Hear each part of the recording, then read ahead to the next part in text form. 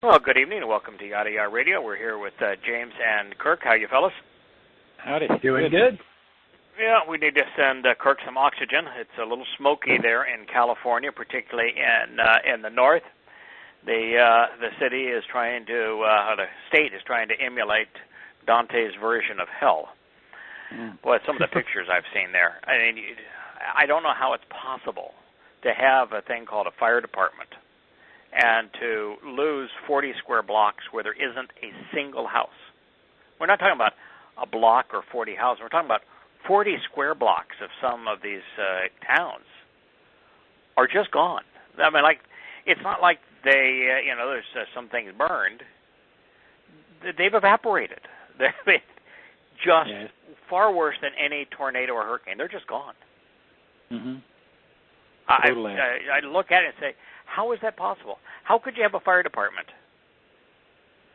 And, with the natural breaks of streets and landscape and the like, how do you lose every house in 40 square blocks? It's pretty strange, isn't it? I don't know why they didn't Somebody just doesn't jump know all what they're doing. I mean, there's got to be some accountability here because it is pretty astonishing. I wanted to talk about a few things this evening before we get to back to observations in chapter 14. The first is, do you know what percentage of the heroin that Afghanistan produced under the Taliban? Oh, under the Taliban? Of the world's heroin? Almost none. Less than 10%. Yeah. After the United States invaded Afghanistan and the CIA had direct access to the poppy fields, do you know what percentage of the world's heroin supply Afghanistan supplied? I'd guess 90%. Yeah. 90%. 90% is the number. Do you know what the biggest health risk right now, the leading cause of death, throughout many states currently, the fastest growing epidemic in the United States is? Opioids? Yeah. Opioids. Addiction. Correct. Yeah. In the legal form, they're called opioids. Oxycontin is the most popular of them. In the illegal form, that's either heroin or fentanyl. Would you like to hazard a guess what number of Americans were prescribed the drug last year? There's, 325 million Americans approximately. What number of Americans do you think were prescribed this deadly painkiller last year? Well, it's got to be quite a few. Would you guess? 20%? 25%? Is that too many? 90 million. 90 million. I mean, that's like 1 in every 3 adults in the country. In fact, it's more than that. It's between 1 in every 2 and every 3 adults in the country. Isn't that stunning? Here is a drug that is deadly, and you've got over 90 million Americans being prescribed this drug. Now, that doesn't count the number of Americans that are taking it illegally as heroin or fentanyl. Well, it's just stunning. So America invades Afghanistan, and the epidemic of heroin, fentanyl, and the opioid addiction becomes our biggest health concern. But it's no wonder that you watch society. People can't think, they can't drive. We have drugged ourselves into oblivion, into a stupor. We're comatose as a nation. And that doesn't include the mind-altering drugs, the antidepressants, the psychiatric drugs. That's just one form of painkiller. Well, why are we in such pain? Well, you and I, we all know the answer. Yeah. One of the things that has just been mind-boggling for me, originally it was one person that bowed at the national anthem, and I won't stand for the national anthem, so I had no problem with Kaepernick not standing for the national anthem. I didn't agree with his reasons for not doing so, but it's irrelevant whether or not I agree with his reasons. The Constitution gives him the freedom to do so. And if anybody wants to gripe about it, then read your goddamn Constitution. The reason I didn't agree with it is that while I understand there is some racial profiling amongst police in particular, the racial profiling is deserved. Now, if you don't want to be profiled, don't commit the majority of crime. In majority of crime, disproportionately per capita, is committed by black individuals. So they're profiled for a reason. If you don't want to be profiled, change your behavior. And I don't like the idea of them complaining that Black Lives Matter, that they think that white cops are indiscriminately killing blacks, when the fact is that 9 out of 10 blacks that are murdered by another black. If you want to protest the killing of blacks, look in the mirror. So I didn't agree with what he was doing. But, a lot now of other teams have players that are protesting, and so it got to the Trumpsters' agenda, and the Trumpster is Mr. Patriotism. You will respect the flag of dear Führer. You will respect our troops. You will honor them. You will not disrespect either. In fact, he sent the Penster to a game. Big old, probably a 757 U.S. jet, sent just for Mr. and Mrs. Pence, and a handful of gaggle probably of generals, so they could walk into the Indiana Colts game while they were playing the San Francisco 49ers, and when they put their hand over their heart and stood at attention when the national anthem was being played, and some players on the San Francisco 49ers took a knee, they walked out and discussed and flew home and said they will not be part of any event where someone disrespects our flag, our anthem, and our troops.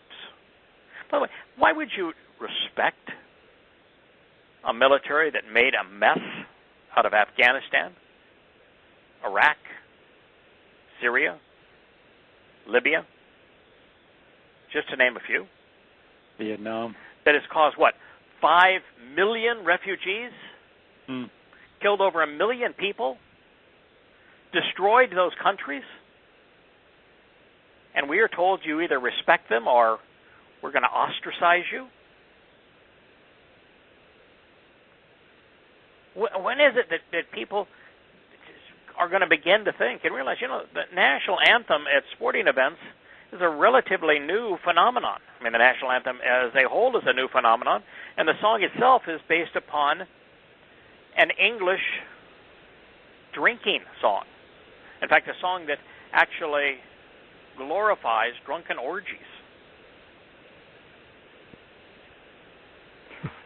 Yahweh is opposed to us showing our allegiance to country. If you're going to be patriotic, you absolutely cannot be saved. You cannot enter heaven. You cannot be part of the covenant. You are not welcome in God's company. So 100% of those who are rallying around the flag, standing with their hand over their heart, the playing of the national anthem, are excluded from heaven.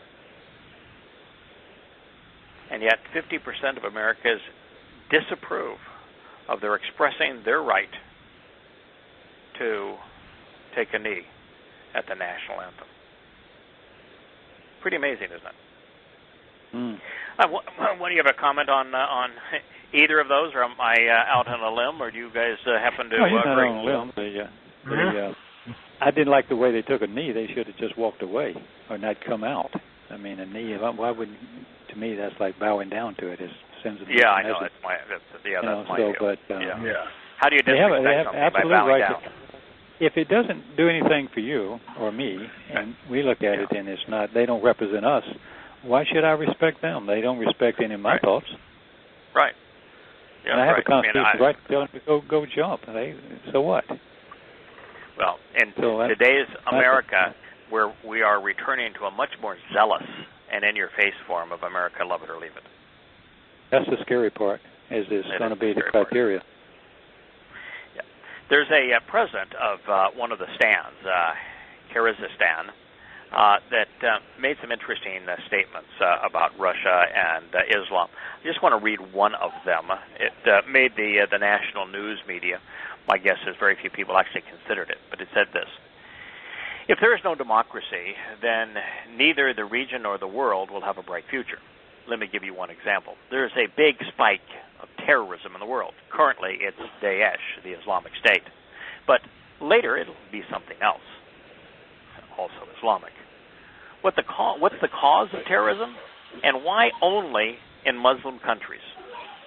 Because it is in Muslim countries that the inequality and social injustice is most visible among the people.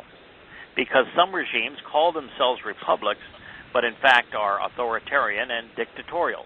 There is no justice, and there's a wide social gap between rich and poor. In such situations, when ordinary people don't have the opportunity to change anything, to have any hope, when there's no lack of social mobility, then the result is terrorism. Now, what he, of course, left out, but he can't say because his country is 90% Islamic, is that Muhammad was a terrorist, and so all good Muslims are terrorists according to the Quran. But it's interesting for him to admit that terrorism all comes from Islamic countries. 99.9% of terrorists are Muslims, and that Islamic countries are the worst in terms of social injustice, economic justice, opportunity. Why is that, do you suppose, that the least opportunity and the greatest injustice is in the 55 countries where Islam is the majority? Well, if you have no law... What do they have in common? Toxic religion. Well, it's the religion, of course. Sharia law. Exactly. As all of you know, I am opposed to Paul. Yahowah is far more opposed to him than I am, and he happens to be God. And so his view is my view, that Paul is the plague of death.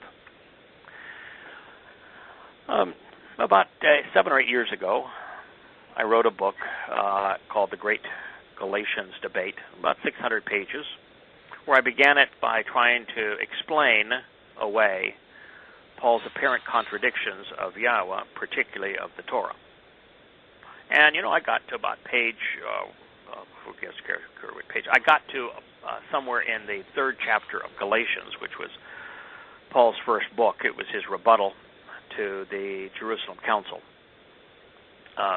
He was called there because of his opposition to the Torah and to circumcision in particular. And he wrote that the Torah cannot save. And I looked at his quotation that he used as the basis of it, and it comes from the 2nd chapter of Shabbat, and it was obvious that he had miscited the quotation, taken it out of context, and inferred just the opposite. And a little bit later on, I came to a quote where he said that the covenant that was memorialized on Mount Sinai, which would be the covenant as it's presented in the Torah, God's one and only covenant, not only can't save, it enslaves, and that it was based upon Hagar. And you read that and you say, well, there is no resolution for this. In fact, I must have spent a week. I tried to read, I don't know how many, hundreds of Christian apologists try to explain away that portion of Galatians where Paul stated the opposite of what's true. When you state the opposite of what's true and you claim to be speaking for God, you are what's called a false prophet and liar. Mm-hmm. And so I had to go back and I rewrote the book based upon that realization. And not long thereafter, I realized that, I'd only covered about 5% of the evidence against Paul. So I rewrote the book based upon particularly what I learned in Shabbat, where God calls Shaul out by name and claims he's the Paul of death and the plague of death, and the new version of the book was almost 1,300 pages in length. And now here on Observations, I'll bet that at least a third of Observations, which is well over 1,000 pages already, is directly critical of Paul. Oh. Yeah. So, as I was writing about this chapter that we have been on, and we were dealing with some of what God had to say, particularly as it relates to the 5th chapter of Yahowah. In fact, this was the last quote from Yahowah. We'll read that, and then I had a reason to actually consider what other people had come to conclude regarding Paul. It begins like this: "Woe, this is a warning to those who take the lead in promoting error by twisting and distorting in a boisterous and agonizing religious parade of error for futility and vanity." Well, of course, that would be Muhammad and Paul first and foremost, Akiba after them. "As with the ties that bind on the harness of a cart of sin, of wrongdoing. The one among them says, without thinking and out of anxiety over the future, he should want to hurry. I want him to swoop down and accelerate his work so that we may see it. So then, let that vexing counsel and painful advice, that scheming plan of the Holy One of Israel approach and present itself, because we want to be made aware and know." Now, when I read that, the second part of that, I said, well, he's talking about Paul there. That was Paul's one and only prophecy, where Paul specifically said, hey, I don't want you to be uninformed, brethren, about those who are asleep, that you may not be anxious and fearful, grieving, as do the rest who have no hope. Yeah, they sell religion. Religion is sold on hope. It's false hope, but it's sold on hope. For if we believe that Iusu died, by the way, God can't die, and rose again, even so God will bring with him those who have fallen asleep in Iusun. Yeah. Oh, so much for Dode, huh? Too bad that God loved him. He must be gone. For this we say to you by the word of the Lord. By the way, he never quotes the word of the Lord, so I don't know why he thinks he's saying it by the word of the Lord, since he never quotes it. That we who are alive and remain until the coming of the Lord shall not precede those who have fallen asleep. Oops. We who are alive. We. And he used a concept based on the word ego, didn't he? I myself. Yeah. I was just thinking about this. One of the arguments people try and make is that Paul wasn't a prophet, so we can't call him prophet. But if he just said, by the word of the Lord, and this isn't quoting anything else, that means this is a special revelation from him, which would put him in the category of prophet. Well, since you can't find this wording anywhere else. He's predicting a future event. Mm-hmm. He's acting. He's saying, I don't want you to be unaware. I'm going to tell you the truth. I'm telling you about the what he would call the rapture, the harpazo. He's predicting what's going to occur. He's acting as a prophet. He got it wrong. For the Lord himself, by the way, I've just finished. Most amazing experience. I'm goosebumped. It was, in fact, I couldn't even finish the edits of chapter 15 because I was just mesmerized by what I was learning. I had an occasion to study the Canaanite religion. I didn't know that we actually have the Canaanite scriptures. You guys know that? No, sir. Yeah, we have the Canaanite scriptures. I read them. I did. I read them. Son of a gun. You know what the Canaanite scriptures describe? I mean, to a T. We're going to get to this in future programs. Christianity. The Canaanite religion is Christianity. And you know who the chief god of the old god who's been replaced, his name was God, El. God. But you know who the new and improved God is? The God who dies and is resurrected, the Savior God that replaced God the Father? Oh. God the Son, and his name is Ha-Bel, the Lord. Ha-Bel, the Lord. My God. Oh, my. And so I read about the whole Canaanite religion. It has the Queen of Heaven and the Mother of God. It has all of the intrigue. It is the basis of Christianity. And so after I read it, I said, there is a whole chapter that is devoted to a prophet I have never cited anything from. And in all the years I've been doing this, I've never cited anything from Elia, known as Elijah. But the 18th chapter of First Malachim, Kings, is devoted to a referendum between Yahweh and the Lord. The entire thing, from beginning to end, it's Yahweh v. the Lord. And the Lord amassed 850 prophets. You know how many prophets existed in the entire world to oppose those 850? You know how many? Oh, just one against one. Elia was the only prophet of God. The only one on the whole world at the time.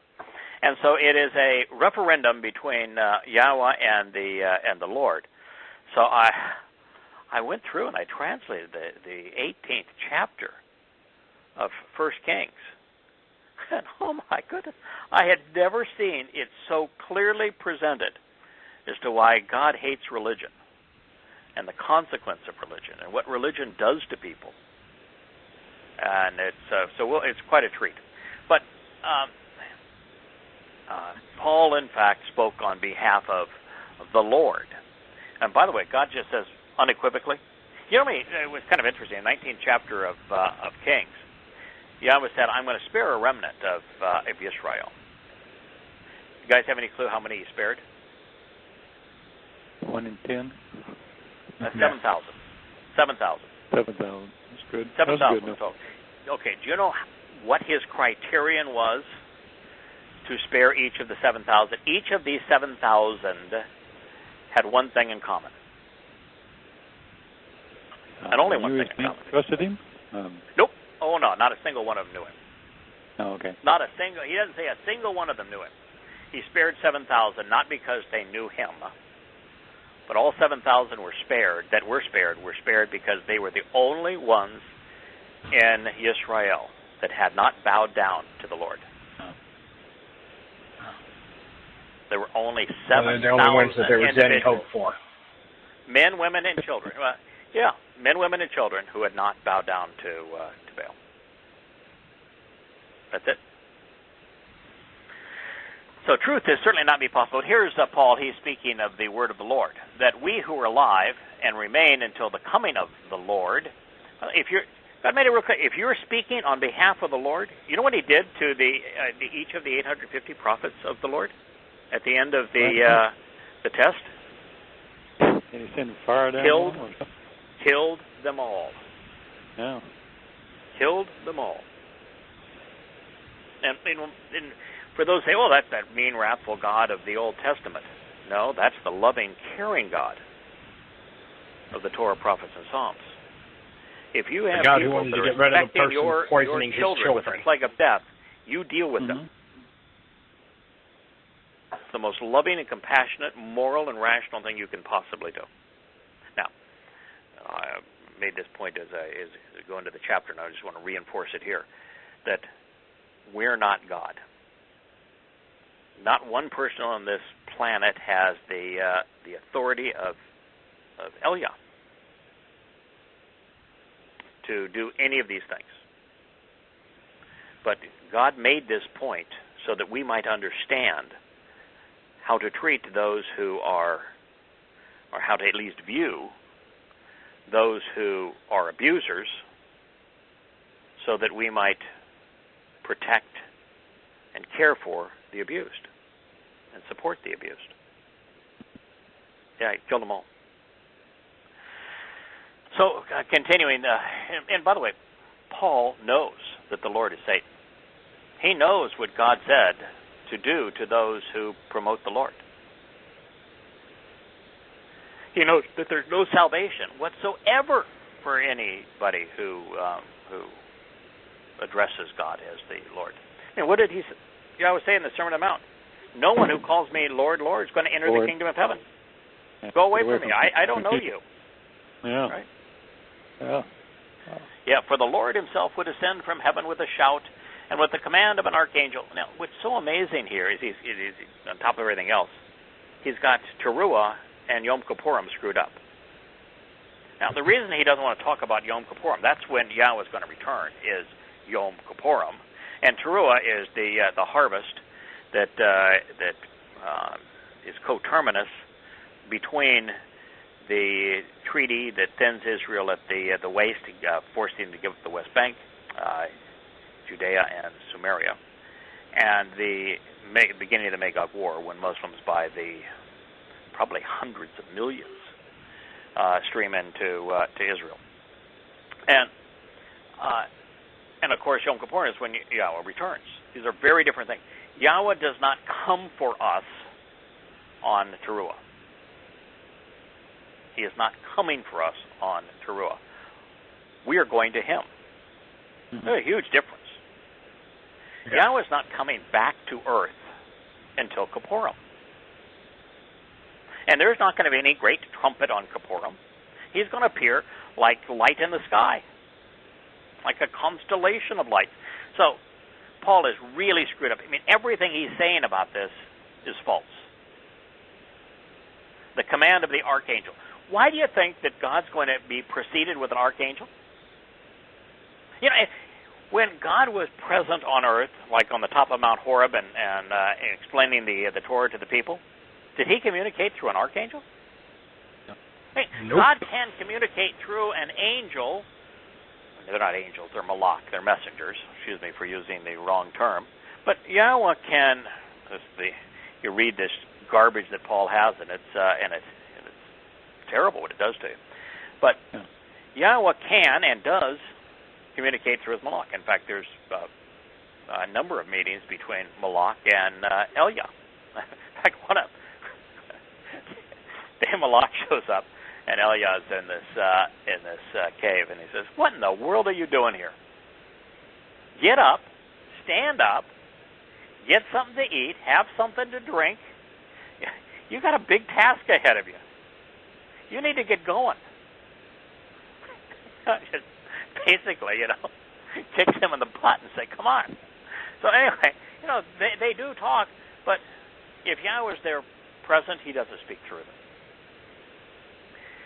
So there's not going to be a command of an archangel. With the trumpet of God, and the dead in Christo means drugged, shall rise first.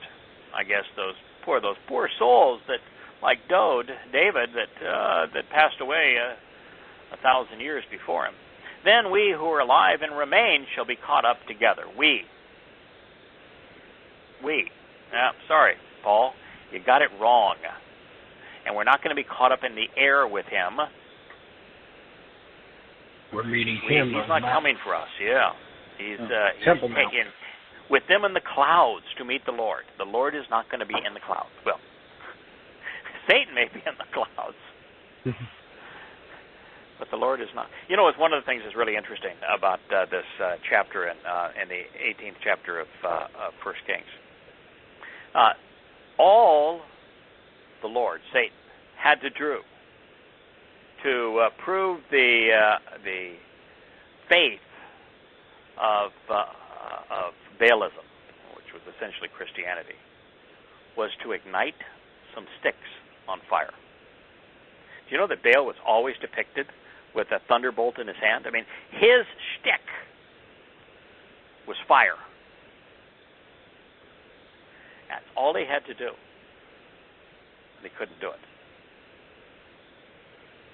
Now, what does that tell you about the capacity of Satan? He may have, 4 billion people on the planet, 5 billion people worshiping him, but he's not omnipresent. He has no real power. He's not omnipotent. He has no real power, and he can only be at one place at a time. He is given vastly more credit than he deserves.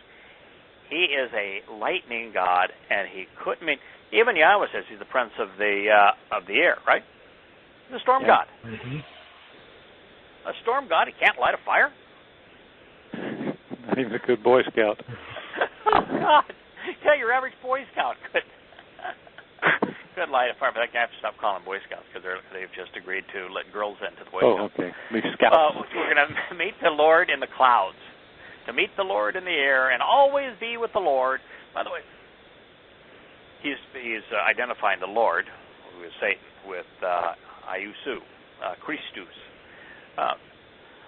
I'm personally convinced, and I know this might yank some people's change the wrong way.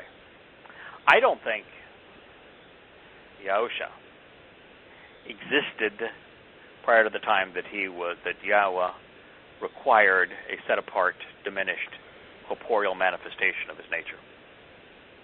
It wasn't needed, and I don't think there's any reason for Yahusha as a diminished, set-apart, corporeal manifestation of Yahweh's nature to exist after the end of the millennial Shabbat, after 7,000 Yah. I can't think of any reason whatsoever. And you can't have a material manifestation in 7D. There is no matter in any dimension greater than the 4 that we live in. It isn't possible.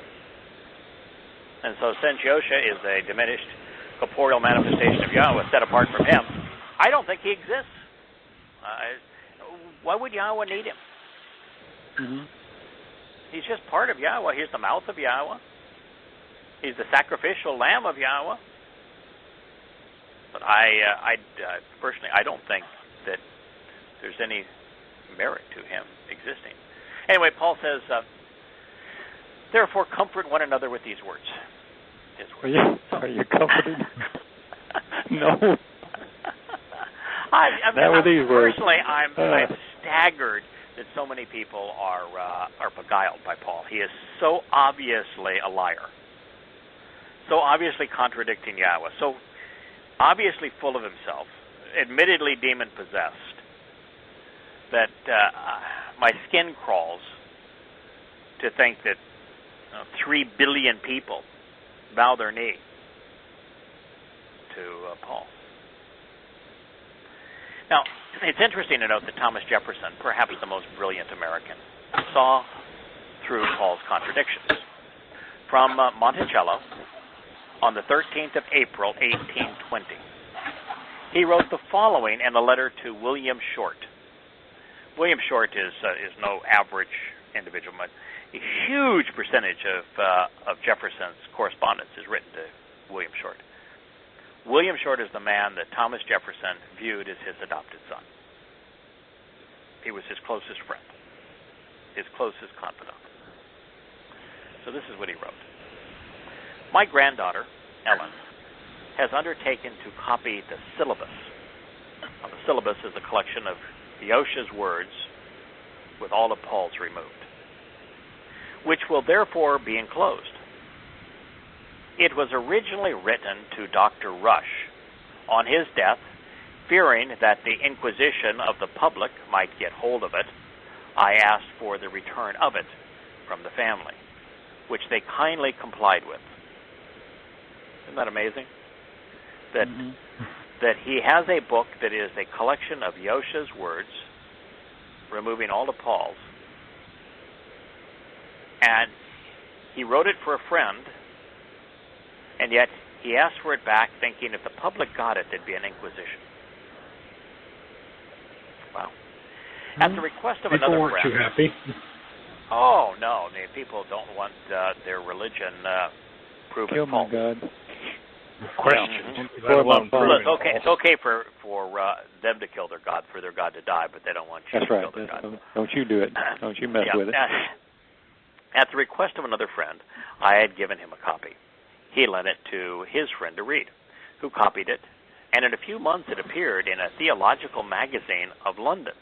Happily, that repository is scarcely known in this country, and the syllabus, therefore, is still a secret. And in your hands, I'm sure that it will continue to be.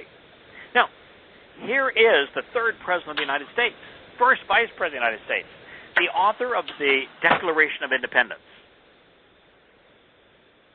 And he is begging a friend to keep this Don't show this to anyone. Collection of Yahushua's words, a secret.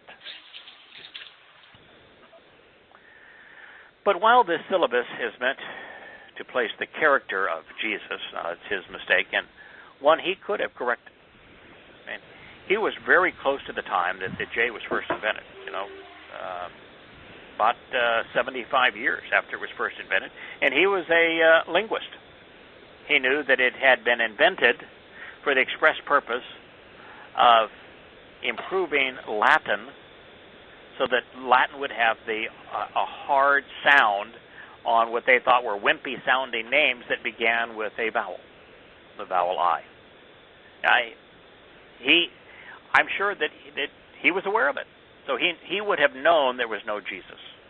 And he would have known that the J was a most recent invention, and the sous was to fit Greek grammar rules. He wasn't Greek. So his mistake, and one he could have corrected.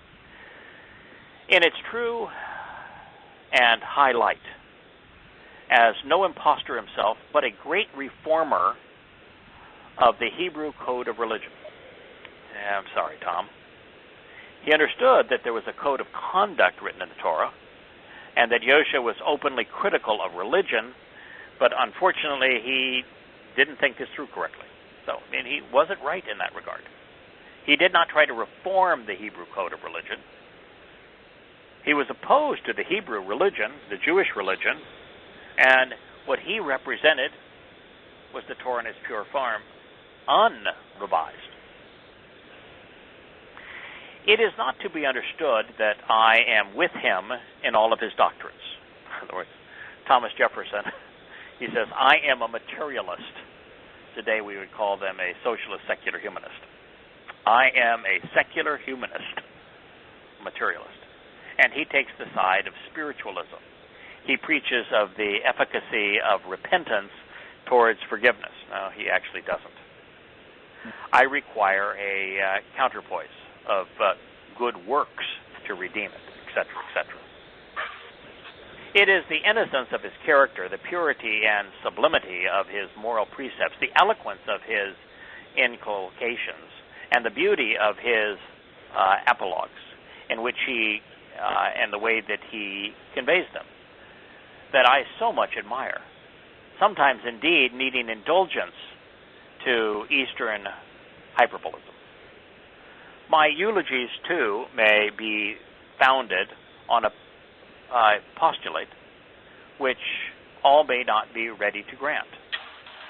Among the sayings and discourses imputed to him by his biographers, I find many passages of fine imagination, correct morality, and the most lovely benevolence, and others, again, of so much ignorance, so much absurdity, so much untruth and charlatanism and imposture as to pronounce it impossible that such contradictions could have proceeded from the same being.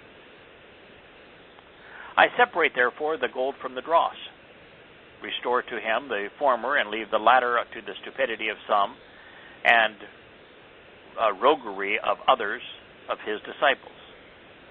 Of this band of dupes and impostors, Paul was the great Coryphus, the first corrupter of the doctrines of Jesus. These palatable interpolations and falsifications of his doctrine led me to try to sift them apart. I found the work obvious and easy, and that his part composed the most beautiful morsel of morality which has ever been given to us by man. The syllabus is therefore of his doctrines, not all of mine. I read them as I do those of other ancient and modern moralists, with a mixture of appropriation and dissent. End quote. In Athenian drama, Coryphus was the leader of the chorus. His name was invoked to describe the leader of a cause or movement. Cicero called Zeno the Coryphus of the Stoics. Eustaeus of Antioch was called the great Coryphus of the Council of Nicaea.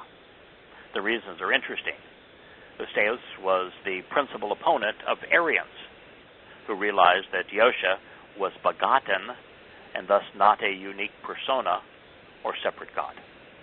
On behalf of the Emperor Constantine in 325 CE, Eustathius led a parade to create a new God for the religion of Roman Catholicism.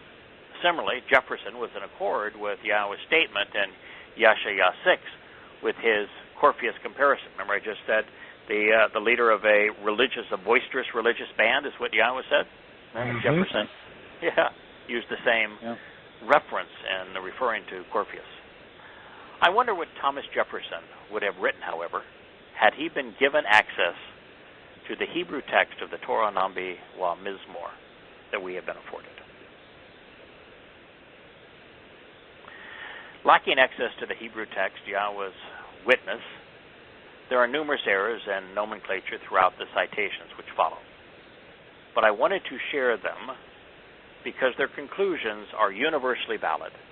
I was not the first to recognize that Paul's letters were contradictory to Yahushua's teaching. Now, as I read these, I want you to recognize that I'm not reading these because they affirm the conclusions that I have made. My conclusions on Paul have very little to do with his contradictions of Yahshua. He almost never quotes Yahshua.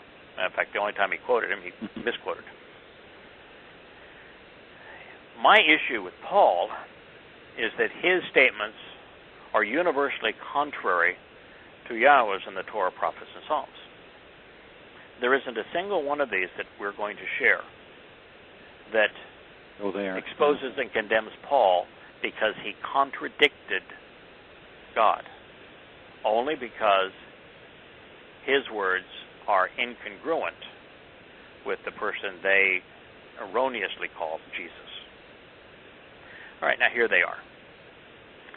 Speaking of Jefferson's syllabus, the noted cosmologist Carl Sagan, these are really interesting characters you're going to hear from, wrote the following in his letter to Ken Shai, the author of Christianity Betrayed. My longtime view about Christianity is that it represents an amalgam of two seemingly immiscible parts, the religion of Jesus and the religion of Paul. Thomas Jefferson attempted to exorcise the Pauline parts of the New Testament, but there wasn't much left when he was done. But it was an inspiring document. Okay, there's no religion. I've always been a big fan of Carl Sagan. But Carl Sagan got it. I mean, view of thinking of things really helped shape who I am, because I got real big into Carl Sagan in my early teens. So part of the reason I'm where I am now is because of Sagan. Yeah, so I love reading that one. I would have loved to have had the opportunity to tell Carl Sagan, there is no Jesus, there's a Yahshua, and he does not have a religion. But everything else you wrote, spot on, man. You're right. My favorite historian, by far and away, my favorite historian is Will Durant. I don't know how many of you know of Durant. You probably have his collection, Kirk. You're into that sort of thing, do you? No, I don't have his collection, but I know who he is. Yes, I read. Okay. Yeah. Well, the really large books called The History of Civilization. I think there's like 20 in the series, and he goes all the way from the dawn of man all the way through European history. It's called The History of Civilization. It's just a marvelous. He and his wife, Will and Ariel Durant. So anyway, he is my favorite historian.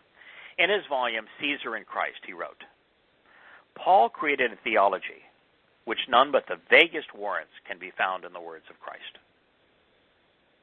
Vaguest warrants. Wow. Through these interpretations, Paul could neglect the actual life and sayings of Jesus, which he had not directly known. Paul replaced conduct with creed as the test of virtue. It was a tragic change. Jesus got lost in the metaphysical fog of Paul's brain.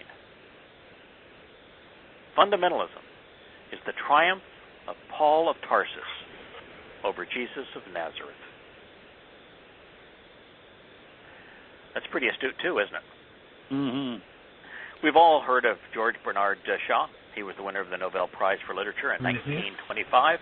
Well, in his Androcles and the Lion, he said, "There is not one word of Pauline Christianity and the characteristic utterances of Jesus." Read that again. "There is not one word of Pauline Christianity and the characteristic utterances of Jesus." There has really never been a more monstrous imposition perpetrated than the imposition of Paul's soul upon the soul of Jesus. It is now easy to understand how Jesus was suppressed by the police and the church while Paulinism overran the whole of Western civilized world, which was at the time the Roman Empire, and was adopted as its official faith.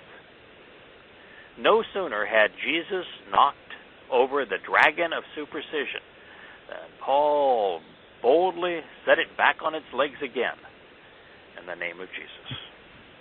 George Bernard Shaw. The Episcopal scholar and cleric Bishop John Spong wrote in Rescuing the Bible from Fundamentalism, "Paul's words are not the words of God. They are the words of Paul. A vast difference." I would change that very subtly. I don't have a problem with what he wrote, but I would just change this very subtly. Paul's words contradict the words of God. Yeah. Paul's words are Paul's words, not God's words. You ever heard of a fellow named Mahatma Gandhi? Yes, indeed. He's a fellow that Yeah, won not a India's big freedom. fan, but Yeah, interesting fellow in that well, I think there's all sorts of issues with Mahatma Gandhi. He, to his credit, his revolution was nonviolent. There's not a lot of those. yeah. Anyway, Mahatma Gandhi won India's freedom from England through a nonviolent protest. In his discussion of fellowship, he wrote, "I draw a great distinction between the Sermon on the Mount of Jesus and the letters of Paul." Me too. Paul's letters are a graft on Christ's teachings. Paul's own gloss apart from Christ's own experience. Carl Jung, the Swiss psychiatrist. Now, I'm not a big fan of Carl Jung, but it's just interesting to get these are world-renowned people, and here's their point of view. A psychological approach to the dogma of the Trinity, he claimed. Saul's fanatical resistance to Christ. Saul's fanatical resistance to Christ was never entirely overcome. It is frankly disappointing to see how Paul hardly ever allows the real Jesus of Nazareth to get a word in. He allowed him about 5 words, and he misquoted him. Well, and he put words into his mouth a lot too. Yeah, well, it was still Paul's words. In Christ or Paul, the Reverend B.A. Holmes Gore opined, "Let the reader contrast the true Christian standard with that of Paul, and he will see the terrible betrayal of all that the Master taught. For the surest way to betray a great teacher is to misrepresent his message. That is what Paul and his followers did. And because the church has followed Paul and his error, it has failed lamentably to redeem the world. The teachings given by the blessed Master Christ," he's not a master and he's not Christ, "with which the disciples John and Peter and James, the brother of the Master," no, he's not the Master, "tried in vain to defend and preserve intact, were utterly opposed to the Pauline gospel, as the light is opposed to the darkness." The theologian Soren Kierkegaard in the Journals offered, "In the teachings of Christ, Jesus is the prototype, and our task is to imitate him, become a disciple." Actually, in the teachings, Dode is the prototype, and we're encouraged to imitate him. But then, through Paul, came a basic alteration. Paul draws attention away from imitating Christ and fixes attention on the death of Christ, the atoner. What Martin Luther in his Reformation failed to realize is that even before Catholicism, Christianity had become degenerate at the hands of Paul. Paul made Christianity the religion of Paul, not of Christ. Paul threw the Christianity of Christ away, completely turning it upside down and making it the opposite of the original proclamation of Christ. Again, his choice of words is not ideal, but his conclusions are correct. You got it right. Yeah, I've told that to Christians before. The problem with the Reformation was it didn't go far enough. It got rid of a lot of the crap that the Roman Catholic Church had added, but it didn't go nearly far enough. It needed to go all the way back. Yeah, all of these folks, unfortunately, think that Christ created Christianity, and what they're doing is just they're differentiating Paul, who's the opposite, said the opposite of what the person that they know as Jesus Christ said and did. Ernst Renan wrote in his book, Saint Paul, "True Christianity, which will last forever, comes from the gospel words of Christ, not from the epistles of Paul. The writings of Paul have been a danger and a hidden rock, the causes of the principal defects of Christian theology." Robert Frost, who was a 4-time winner of the Pulitzer Prize in Poetry and A Message of Mercy, recognized, Paul, he's first in the Bible too. He is the fellow who theologized Christ almost out of Christianity. Look out for him.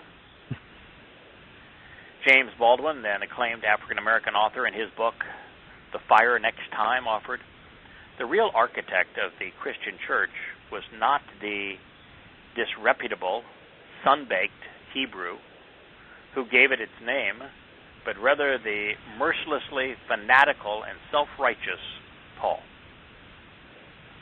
Martin Buber, the acclaimed philosopher in Two Types of Faith, correctly realized that Jesus of the Sermon on the Mount is completely opposed to Paul.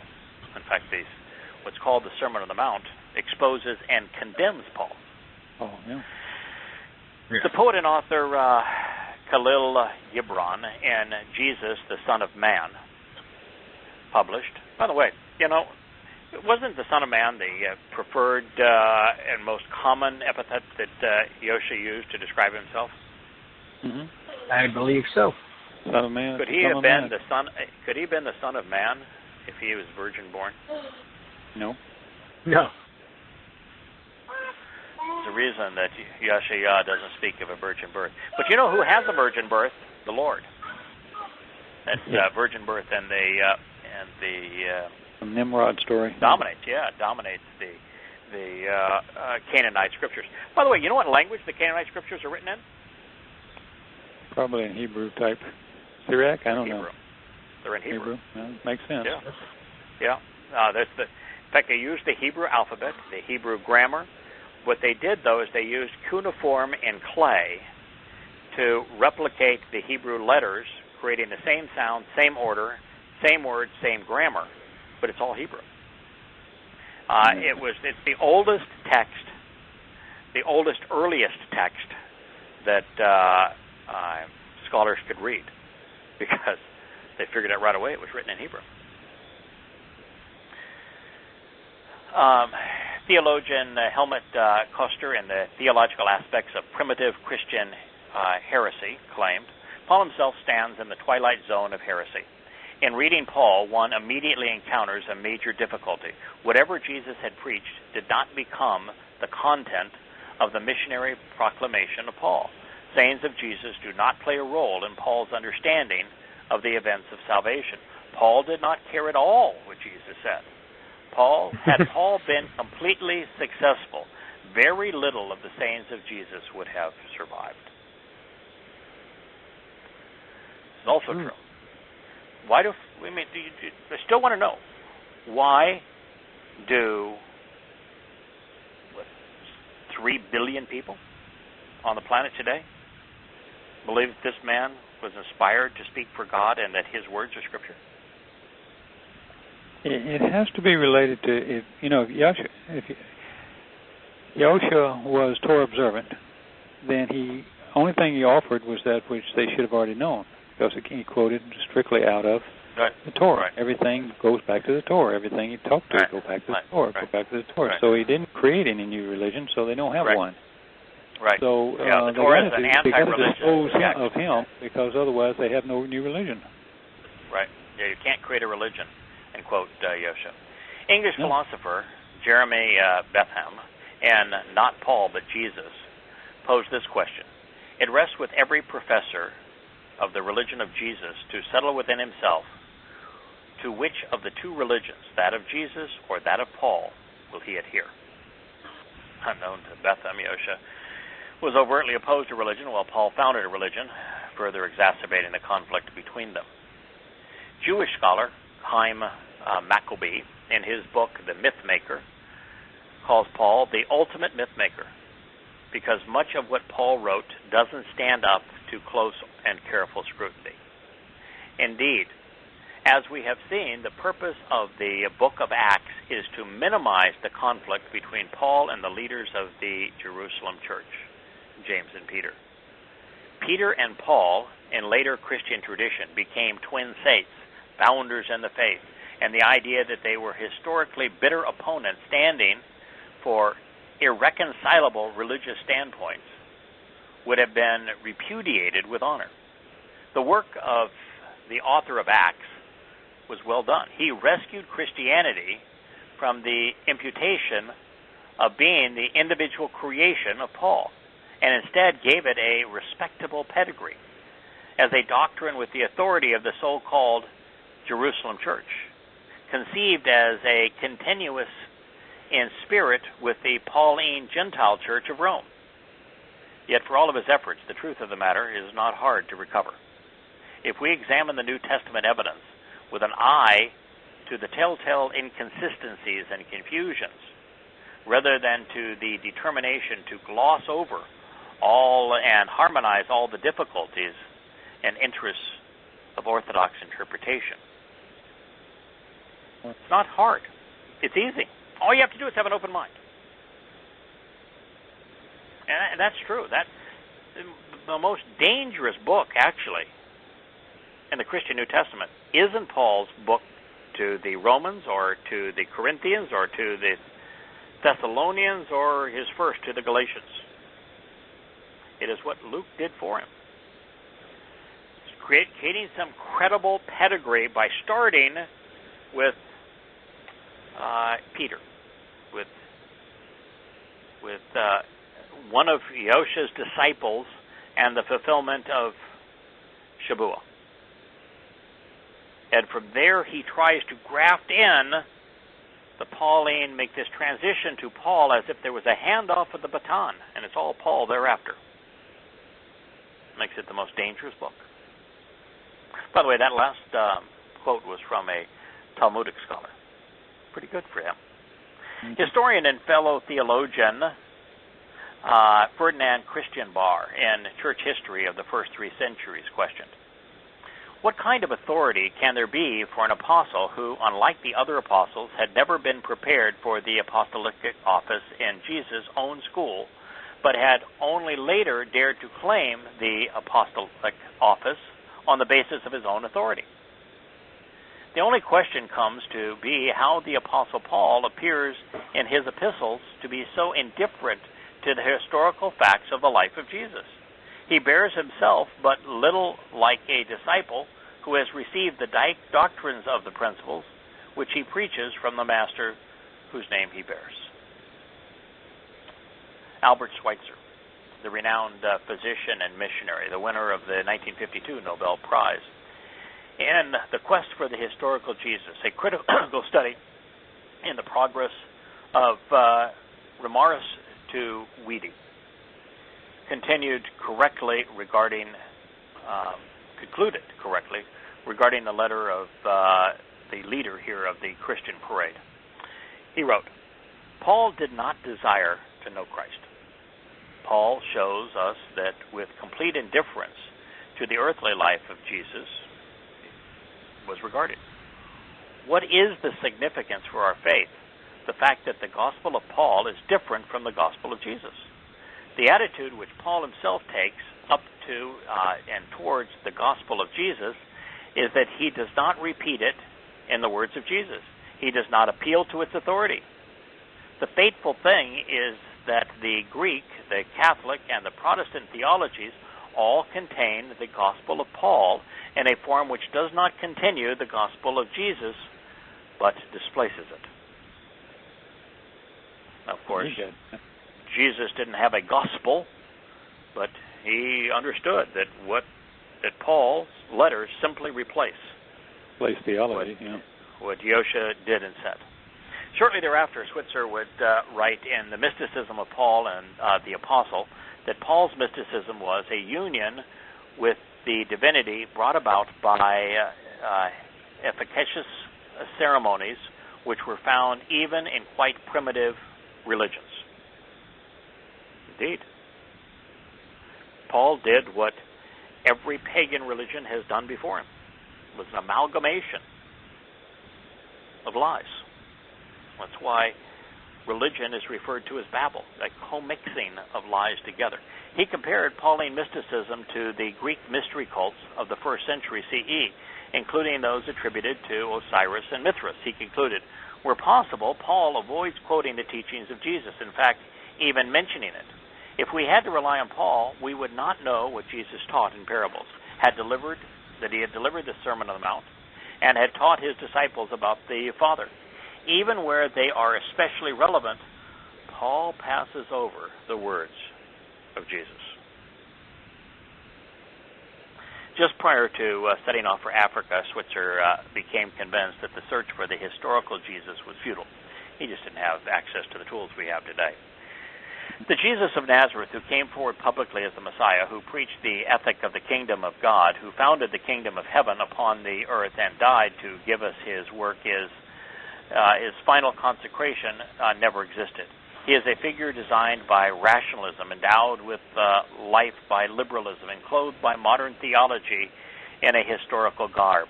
This image has not been destroyed from outside. It has fallen into pieces. Yeah, the Christian Jesus bears absolutely no resemblance whatsoever to the life of Yosha. Well, it has nothing to do with Paul. Switzer's views on colonialism are worth considering. He said this before heading off to Africa. Who can describe the injustice and cruelties that in the course of centuries the colored peoples have suffered at the hands of Europeans? If a record could be compiled, by the way, you could just take Americans, what they did to the Native Americans, the Indians.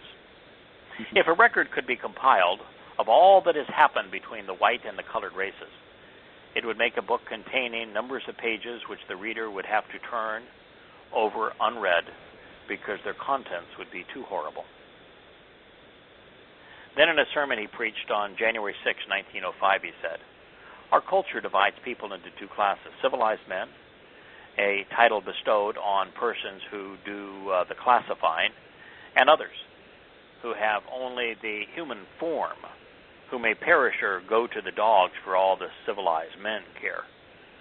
Oh, this noble culture of ours. It speaks so piously of human dignity and human rights, and then denigrates this dignity and those rights of countless of millions, and treads them underfoot, only because they live overseas, or because their skins are a different color, or because they cannot help themselves. This culture does not know This culture does not know how hollow and miserable and full of glib talk it is, how common it looks to those who follow it across the seas and see what it has done there. And this culture has no right to speak of personal dignity and human rights. I will not enumerate the crimes that have been committed under the pretext of justice. People robbed native inhabitants of their land, made slaves of them, let loose the scum of mankind upon them. Think of the atrocities that were perpetrated upon people, made subservient to us, how systematically we have ruined them with our alcoholic gifts and everything else we have done. We decimated them. And by the yoke of a pen, we take their land. so they have nothing left at all. It sounds like he's writing about the American conquest of the lands of the American Indians, doesn't it? Well, that if all of it, yeah, boy, you better rally around the flag, love your country, or leave it. He wouldn't salute the flag either. No.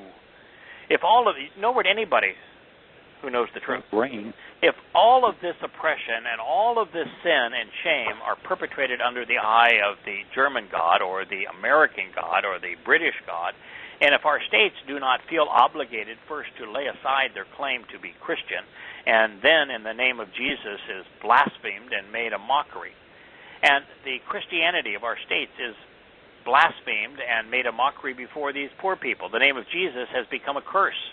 And our Christianity, yours and mine, has become a falsehood and a disgrace if the crimes are not atoned for in the very place where they have been instigated. For every person who committed an atrocity in Jesus' name, someone must step in and help in Jesus' name. For every person who has robbed someone must find a replacement. For everyone who is cursed, someone must bless. So now, when you speak about missions, let this be your message. We must make atonement for all the terrible crimes we have read in the newspapers. We must make atonement for the still worse ones, which we do not read in the papers, crimes that are shrouded in the silence of the jungle night. Wow. Oh, yeah. Yeah, we are. That's neo-Nazis and white supremacy. Yeah, go to hell. Yeah. The aforementioned 17th century German theologian and professor William Reed argued that without Paul, Christianity would have become just another backwater Jewish sect that would have had little influence in later religious development. He concluded Paul was the second, actually only, founder of Christianity. He noted that Paul was definitely influenced by certain Hellenistic concepts. The concept is called Gnosticism. And as a result, his understandings of the flesh-spirit dualism parallels that of many others who professed that matter itself was inherently corrupted. That was the whole that was Plato, Aristotle, Socrates. That's their whole shtick. Yeah. Gnosticism, that matter is inherently corrupted. It's an inferior version of that which exists in the spiritual world. They were wrong. Paul copied them, plagiarized them. In his book, simply named Paulos, Weed wrote, the obvious contradictions in the three accounts given by Paul with regard to his conversion are enough to arouse distrust. The moral majority of Jesus, the moral majesty of Jesus, his purity and piety, his ministry among his people, his manner as a prophet, and his whole concrete ethical religious content of his earthly life signifies for Paul's Christology nothing whatsoever. The name disciple of Jesus has little that is applicable to Paul, Jesus or Paul. This alternative characterizes, at least in part, the religious and theological warfare of the present day. More recently, Marcello Craveri and his Life of Jesus, which he claimed was based upon the Dead Sea Scrolls. Okay. No. Not here. Go ahead. Which he claimed was based, argued that the emphasis on the redeeming power of Christ's death on the cross would be seen as reworkings by Paul, who was probably influenced strongly by Greco-Roman traditions. I'll guarantee you one thing. There is no mention of a cross or the death of God or of a Christ in the Dead Sea Scrolls. Rudolf Bultmann, yet another theologian in significance of the historical Jesus for the theology of Paul, published, it is most obvious that Paul does not appeal to the words of the Lord in support of his views. When the essentially Pauline conceptions are considered, it is clear that Paul is not dependent on Jesus. Jesus' teaching is, to all intents and purposes, irrelevant for Paul. That's true. That's true. Walter Bauer, another noted scholar in orthodoxy and heresy in the earliest Christianity, wrote, If one may be allowed to speak rather pointedly, the Apostle Paul was the only arch-heretic known to the apostolic age. The English professor Jeremy Bentham, in Not Paul but Jesus, surmised that if Christianity needed an antichrist, they needed look no further than Paul. In the introduction to Section 7, he published the two persons in question as represented in the two sources of information, Jesus and Paul's epistles. Two different, if not opposite, religions are incalculated. In Jesus may be found all the good that has ever been, but in the religion of Paul, all the mischief, which in such disastrous abundance has so indisputably flown from it. If you want to know what the Torahless one that will be known to Christians as the Antichrist will be like, what he will say, what he will claim, how he will act, look at Paul. Read Paul's letters. Yeah. Paul is the Antichrist. Paul is the Torahless one. Now, is he the one that is going to come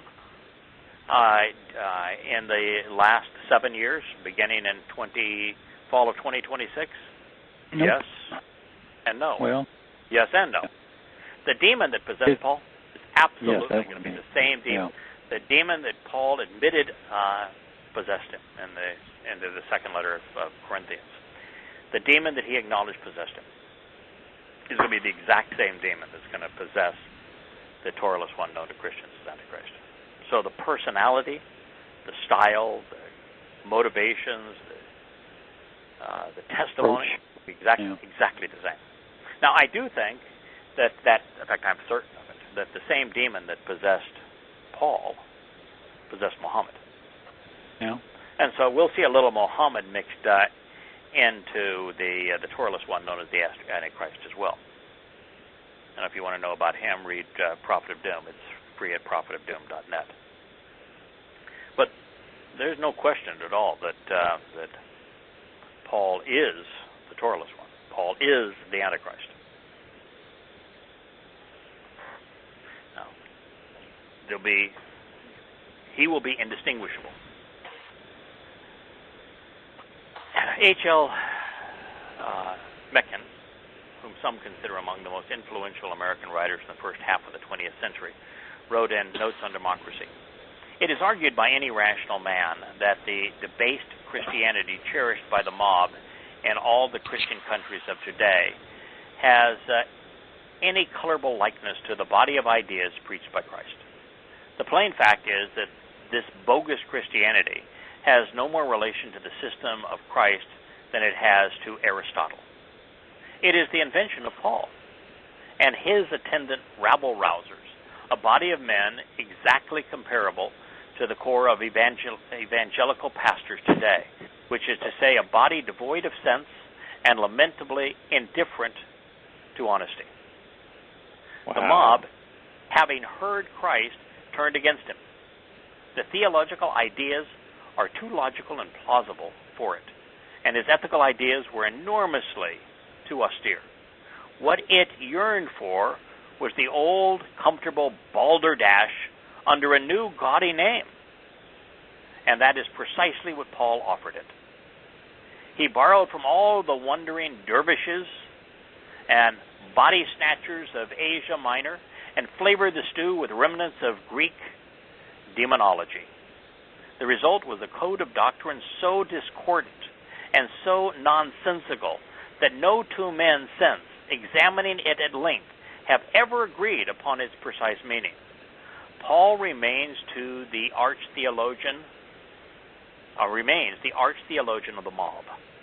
His turgent and witless metaphysics make Christianity bearable to men who would otherwise be repelled by Christ's simple and magnificent reduction of the duties of man. Oh.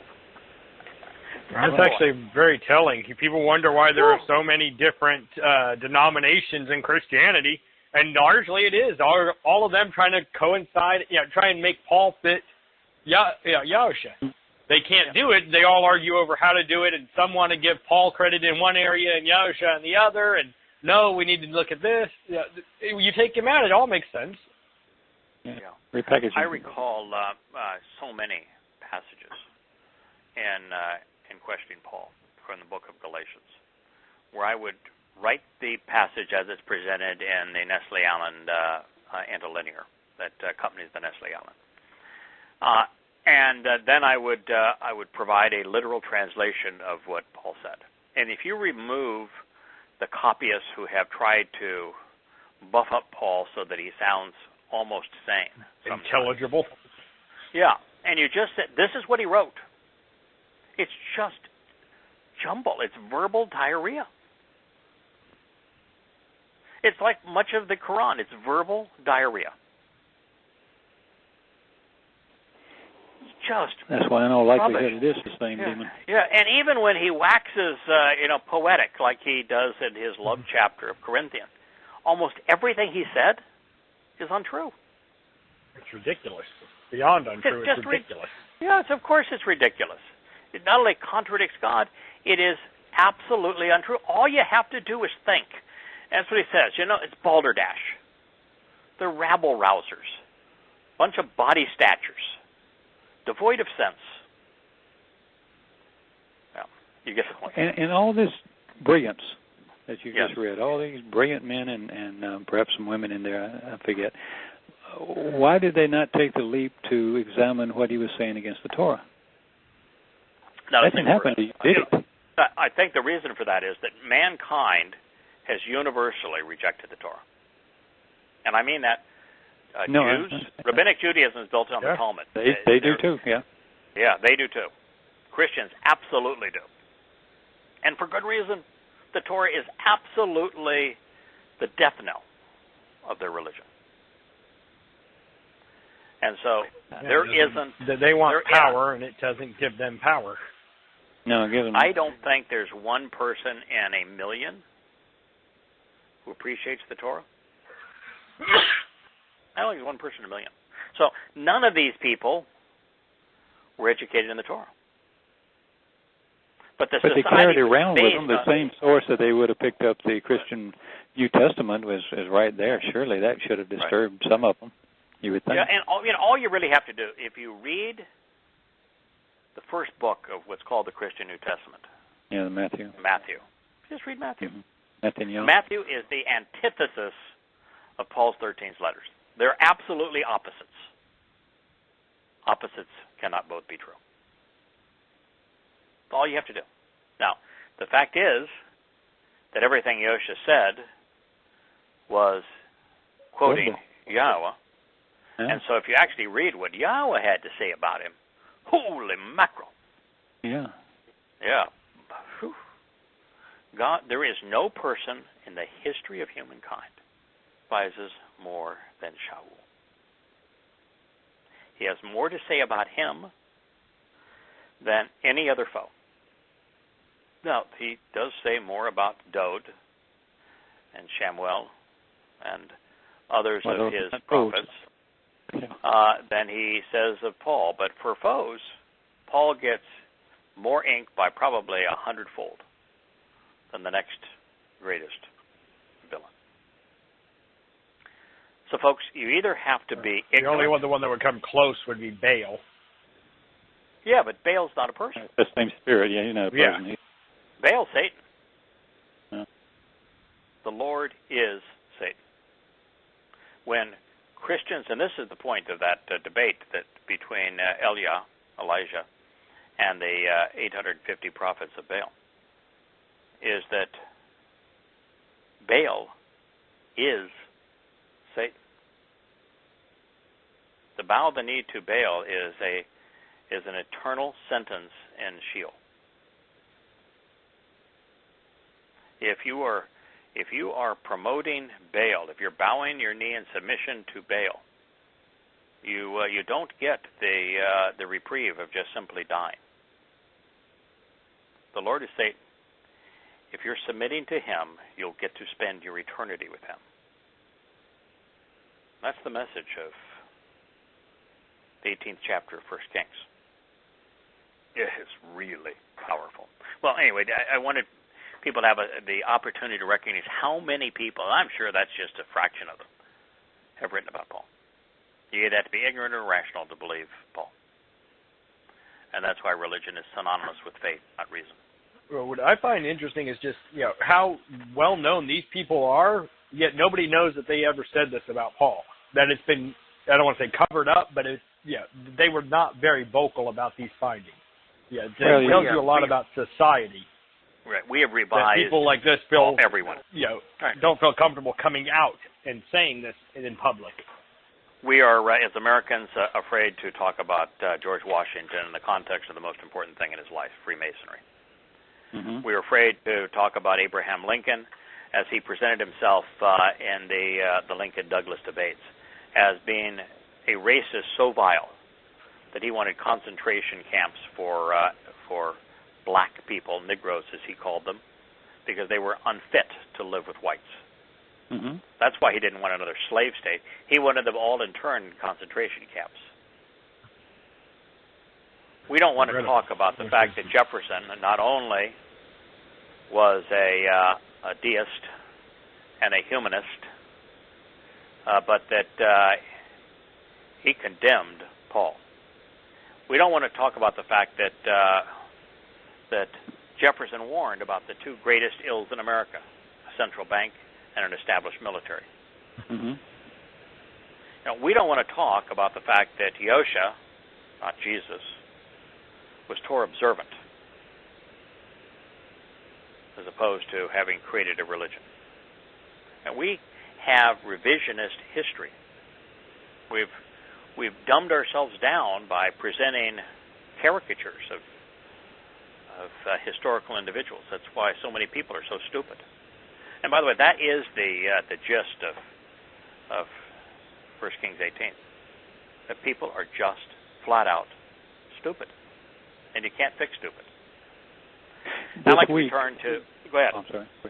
Go ahead. I was going to say this week, in preparation for the next observation, I went back to two books that I have on the shelf that are Christian apologists, and they're a compilation of tons and tons and tons of material. And if you allow me to share with you next time on observation, sure. It is the counter to what we're doing, as that's why I went back to them. It is so feeble. It is so feeble. It just they got nothing. I mean, and these are by the way, one of the things we're talking about it being feeble and mocking them. That's one of the things that is just so remarkable about the Elia debate. He just flat out mocks them. Yeah. And at the end, he says, "I'm speaking the word of God exactly in accordance with the way Yahweh told me to say these things." And he is laughing at them, mocking. He at one point he says, "Maybe your God's not answering you because he's out taking a dump." He actually says that.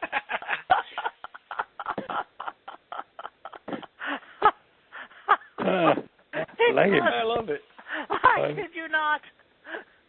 He says, one place he says, "He must be asleep. You need to talk a little louder. Maybe you'll wake him up." Oh, it's hilarious. I love it too. All right, so the Yahshua 5:20 reads, "Well, this is a warning. Oi! This disastrous and destructive situation can ruin a person." So this is the cautionary tale. "To the one among those who call that which is evil good, and that which is good evil, who replaces darkness for light, and light for darkness, who replaces that which is bitter and anguishing for that which is sweet and pleasant, and that which makes one pleasing for poison, which embitters." What is the purpose of the Christian New Testament? To replace the Old Testament. What's the purpose of Jesus? To replace the old God. Mm-hmm. That's the purpose. Yeah. Whoa, this is a warning. To those who call that which is evil good. Paul, what he wrote was pure evil. Christians call it good. And you call that which is good evil. Torah is good. They call it evil. To replace darkness for light. Wow. Yeah. I mean, this is... I was just going to say, replaces the Moed Mikra. You can't. That's the path. How you going to? If you're going to be a follower away and go down the path, how you going? What path are you going to go down if you replace? If you disregard all those, you have nothing. Right. You can't get home. Nothing. Right. That's right. Correct. You cannot get home. That which is evil, la ha ra, that which is wrong, contemptible, malicious, noxious, worthless, miserable, and injurious, with good, that which is correct, beneficial, generous, beautiful, enjoyable, and pleasing. Who replaces darkness, ignorance, confusion, the condition in which evil thrives and death prevails, for light, energy, and enlightenment, the essence of time, the source of guidance, and light for darkness, and replaces that which is bitter with that which is sweet. Oh yes, I mean that's the whole Christian concept. That Old Testament, that bitter stuff. You can't deal with that. It's just arcane. Oh, mean God. Mean-spirited and wrathful, bitter God. That God's in a bitter barn. What we have is the new and improved God. He loves everyone. He just wants to save everybody. He wants to bless everyone. Oh, we're all little children who can come to Him. And God is saying, when you do that, woe to you. That's the very definition of Babel, by the way, of the Christian Bible's propensity to intermix truth and lies, good and bad, light and darkness, that which nourishes with that which poisons. The purpose, of course, is to confuse by corrupting God's message, inverting His witness. Of this, Paul was a maestro. God goes on to say, woe, this is a warning. To the learned and scholarly, the crafty and cunning in their own eyes, and to those making connections as a contrarian through their appearance and public persona. Ignorance is deadly. There is something far more contemptible. Those who mislead under false pretenses are vastly more dangerous and deplorable. That's what God's saying. The warning to those who are teachers, who are professors, who are media spokespeople, who are politicians, who are generals,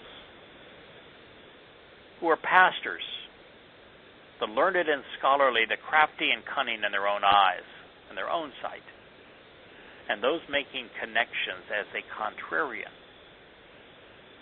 through their appearance and public persona. This was the verse that sent me to the books. That verse. I said, well, let's see what they got to say, and by gosh. God is not overly concerned about the victims of these lies. He wishes they weren't victimized, but He doesn't know them. He just doesn't know them. The victimizers, those who get on their these mega church pastors, these televangelists, these politicians, that blog writers now that get on their high horse and pretend to know, these guys that do these videos for promoting conspiracy theories. It's a warning to them.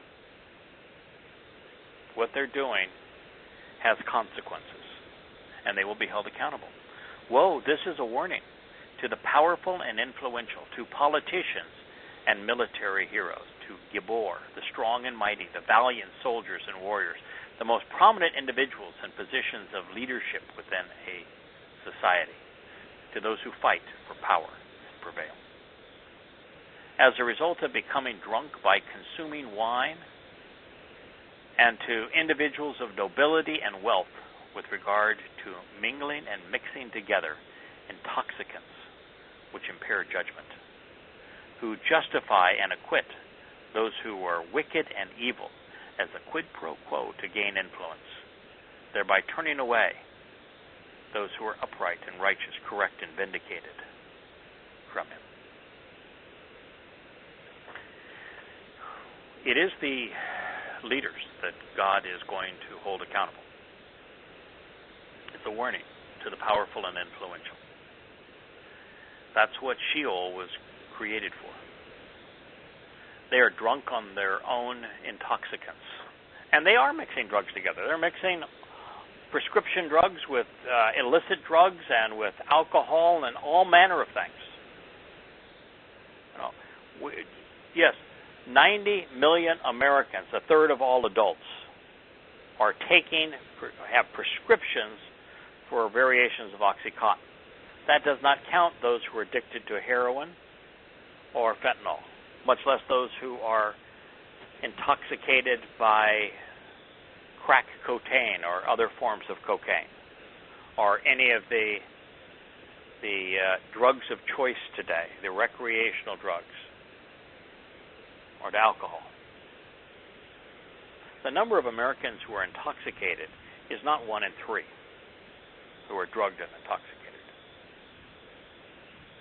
It's got to be very close to a significant majority. This is what we have done to ourselves. We had an opportunity to witness the malfeasance. I think it was Henry Wiseman, the fellow that was the movie producer, been on the front page of the news for the last week and a half for his abuse of women and threatening women that you either have sex with me or I'm going to ruin your career. Mm-hmm. And, that's the majority of powerful people. People with influence and power in politics, in the military, in business, and the media. They act this way. He isn't unique in this regard. He's common. But God says, you're drunk by consuming intoxicants. Same is true of the wealthy, with regard to mingling and mixing things together. And so many people are accustomed to bribes. In fact, one of the world's largest corporation, Airbus, announced 2 weeks ago. They said the investigation into the bribery allegations at Airbus is going to fundamentally change the company.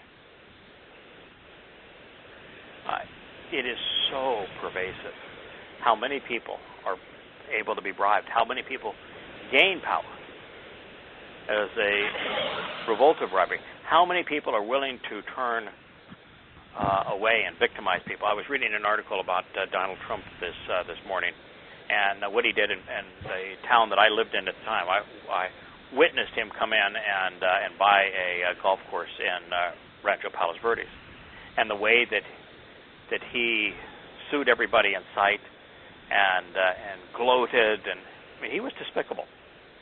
Mm-hmm. This was 30 years ago. He was absolutely despicable. And you saw the same man then that has become president, just bull in a china cabinet. He'd walk into the neighbors' homes that they were trying to mediate differences. He said, God, your house is ugly as shit. He had a dispute with a fellow over the school district owned a piece of land that his golf course, the previous owners had leased. And he wanted to control it outright, and so he sued the Palos Verdes School District. And the attorney representing the California School District said, we're just not going to roll over for you. But Trump had more money, and after they had bled a few $100,000, the school district decided they would settle with him, and Trump was able to buy the land from them. And Trump begins his press conference on the opening day of his development, and he gloats as to how he triumphed over the school district and said that the attorney representing him was an a-hole. That attorney, by the way, is on the Federal Sixth Court of Appeals right now. Is one of the attorneys that has repeatedly, judges denounced Trump in some of his executive orders. But that's the nature of these people. And God is is exposing them for who they are. So let's collectively review the Yeshayah from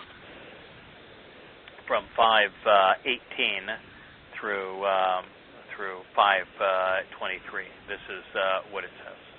Woe, this is a warning regarding a disastrous and destructive situation which can ruin a person. So this is a cautionary tale to those who take the lead in promoting error by twisting and distorting in a boisterous and agonizing religious parade of error, futility, and vanity, of worthless lies, pagan gods, and idolatrous images, false and empty promises. As you read about the Canaanite religion, that's what he's talking about here, and it is Christianity today. As with the ties that bind on the harness of a cart of sin, the one among them says, without thinking and with anxiety over the future, he should want to hurry. I want him to swoop down and accelerate his work so that we may see it. So then, let the counsel of the cross and painful advice of the Holy One of Israel approach and present itself, because we want to have it revealed and shown to us. That's a reference directly to Paul's letter to the Thessalonians. Woe, this is a warning to those, to the ones among those who call that which is evil, that which is wrong, contemptible, malicious, noxious, and worthless, miserable, and injurious, good, correct, beneficial, generous, and enjoyable, and pleasing. And that which is wrong, who replaces darkness, obscurity, and the cause of ignorance and confusion for light and enlightenment, the essence of time and source of guidance, and the light for darkness, who replaces that which is bitter and anguishing, disagreeable, and obstinate rebellion and defiance for that which is sweet and pleasant, nourishing and acceptable, even enjoyable, and that which makes one pleasing and acceptable for poison, which embitters through a toxic mix of obstinate rebellion. Well, this is a warning to the learned and scholarly, the crafty and cunning, in their own eyes, and from the perspective, and their perspective, giving the impression and outward appearance of understanding, and to those making connections as a contrarian through their appearance and public persona. Woe, this is a warning to the powerful and influential, to politicians and military heroes, as a result of becoming drunk by consuming wine, becoming inebriated, and to individuals of nobility and wealth with regard to intermingling and commixing together intoxicants which impair judgment, to justify and acquit those who are wicked and evil as a quid pro quo to gain influence, thereby turning away and rejecting those who are upright and righteous, correct and vindicated from him. What is the advantage to a man who accumulates a fortune on earth and who lords over many if he forfeits his soul in the process? Well, worse than that, he winds up in Sheol. It's bad enough that he just dies and goes away. But you want the express tickets to Sheol? Yeah, bow before the Lord. There you go. Bow before the Lord.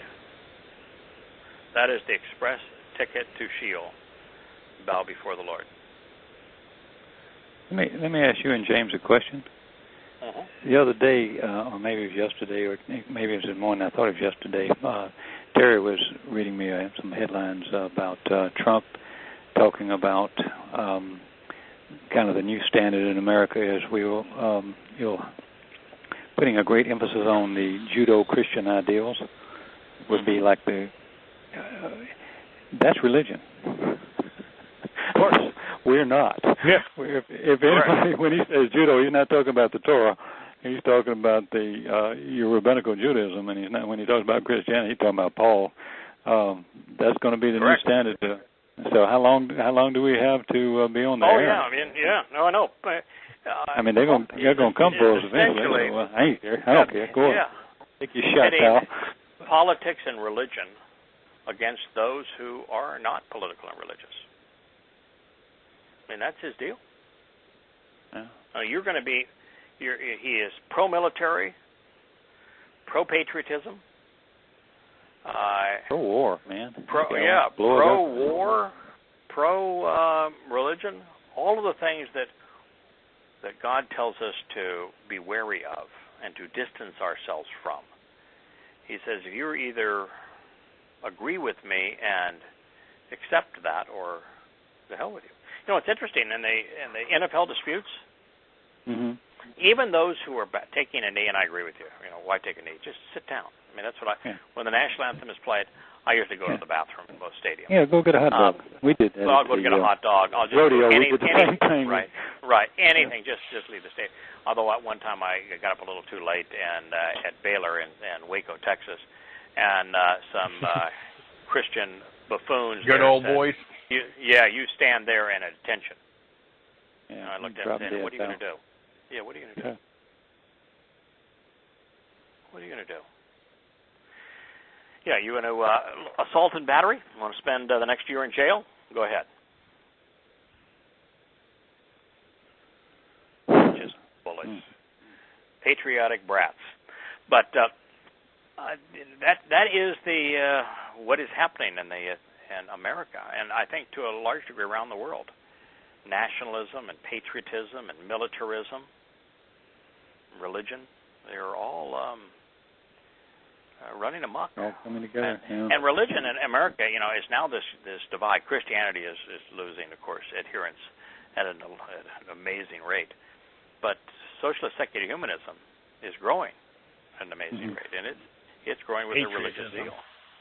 Yeah. It's as I say, none of the protesters, every one of them says. None of them claims to be anti-patriotic or against the flag. Or anti-military, yeah. Right. Not one of them. They're they all make that distinction. Oh, no, we love the troops. Oh, yeah, we love the our military. troops. Just don't like the police. Yeah, we love our flag. We're patriotic. Good God. What's wrong with you? Those are the problems. The problem is the police. The problem is the military. The problem is patriotism. What happened to the hippies? I know. So it's so interesting reading they're now Antifa and are anarchists. But it's amazing that they're anarchists that are extraordinarily greedy because they want to confiscate what productive people have made, and they think that it belongs to them.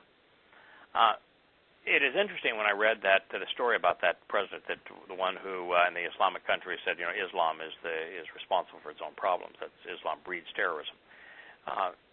That as he was reviewing the world, what he constantly said is America's got no clue as to why so many people dislike it around the world, and so much of it is these kinds of things where you perpetrate the crisis in the Ukraine by starting the revolt and arming the revolt, and then you blame the revolt on the people that were trying to resolve it.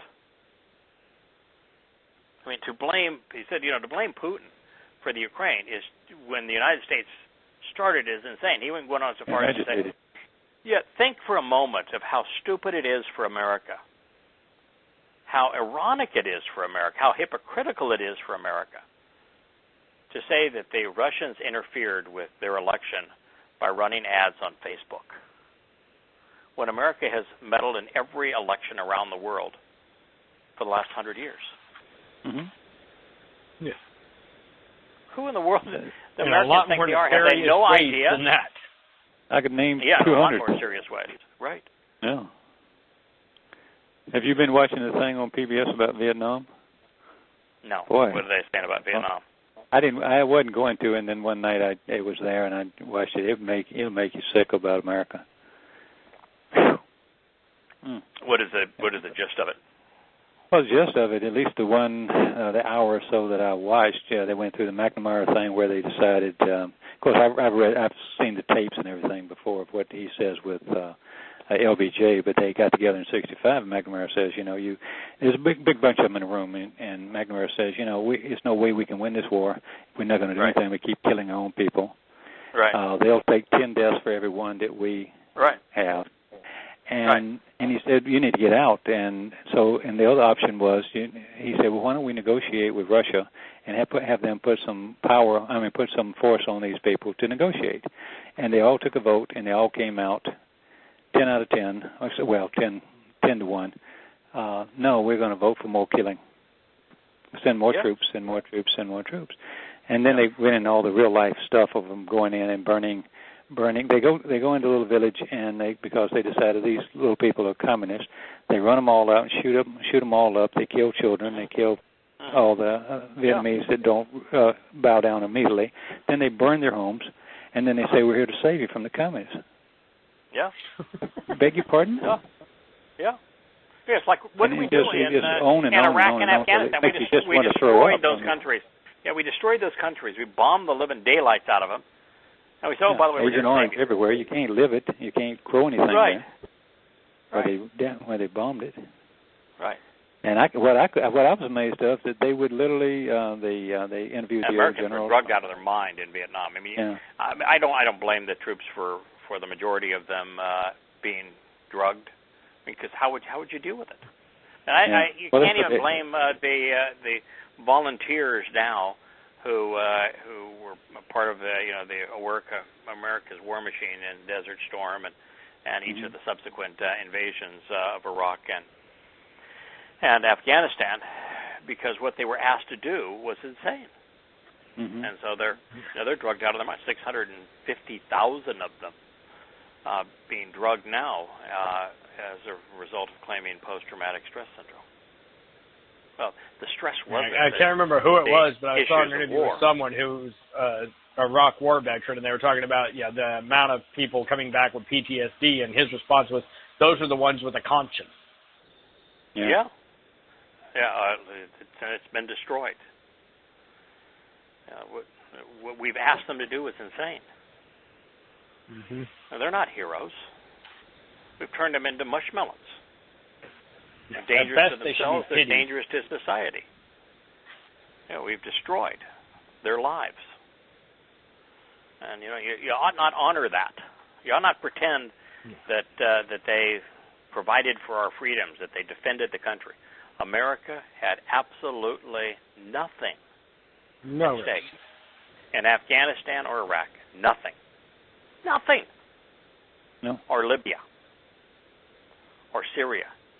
Nothing. All of the deaths, all of the money, didn't make America safer, didn't make America free. It's all a lie. Made a lot of people at best, they deserve our pity. Killed a lot of people. Changed the demographics of the world. That took us right to the doorstep of World War III. But it sure as hell didn't create any liberty or freedom or security for America. It did exactly the opposite. Yeah. And why can't we see that? Can't even talk about it today without being. No, then you'd be anti-American, anti-patriotic, anti-everything. Yeah. Shut you down. Yeah. All they say is, well, what other country is better? Well, there are other better countries, but that's not the litmus test. It's like Trump running against Hillary Clinton. Well, who's the better candidate? The best of bad don't make it good. Right. Correct. And, in today's world, it's very hard for a country to be good because, in particular, the United States, like the Carthaginians, imposed its will. We became so dominant militarily and, for a while, so dominant economically that we could impose our will on the rest of the world, and we did. Yeah, if you can shut down their ports, they can't do anything. Correct. That's why we have a Navy. That's right. Yeah, you control the seas. You play by American standards, or one of the great examples of just utter stupidity is that North Korea is essentially part of China. Sure. 85% of its trade. Without China, North Korea ceases to exist as an independent country.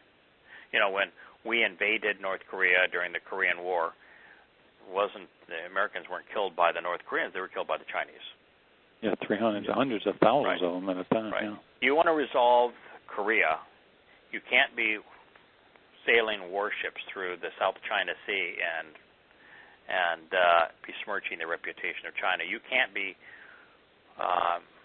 withholding sales of products to China and threatening China, as America is doing, or condemning China or blaming China for espionage that we're far more guilty of, if you want to deal with the Korean situation. The Korean situation can be resolved, but only by China. And China's not about to help the United States out in this regard. No. Yeah. That's a thorn in America's side that China just says, yeah, well, you treat us like crap. Yeah. Deal with it. You deal with it. Exactly. I'm not going to help you out. Why would I help you out? Right. So there's just so many things like that in today's world. Here, Trump has decertified the Iran deal. The Iran deal was, which was a bad deal at the time, no question about it. But the Iran deal was agreed to by the Iranians because they had $75 billion in foreign reserves that were tied up, confiscated from and held from them. And they wanted that, and they wanted the ability to sell their oil around the world. That's what the Iran deal gave them. All they had to do was shut down the worst of their centrifuges and leave their uranium at 20%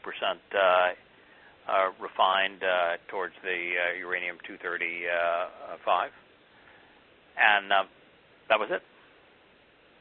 So how in the world are you going to renegotiate the deal when they already have the money, what they wanted? Yeah, they already have what they wanted. And if, let's say that you do renegotiate the deal, and all you can impose on them is sanctions on them, what's that going to do? If you told Europe they can't buy oil from Iran anymore, well, then they have to buy it from Russia. But you got sanctions on Russia, so what are they going to do? I mean, what you do is if you're going to put sanctions on Iran again, you strengthen the hand of China and Russia. Yeah. And you don't get there. You think that the Iranians say, let's just renegotiate this whole thing. I'll give you the $75 billion back, and let's just start over again. When you've already given the other party what they wanted, how do you renegotiate? What do you have to renegotiate? The arrogance of Trump. It's just amazing. I mean, yes, the original deal that Obama negotiated was horrible.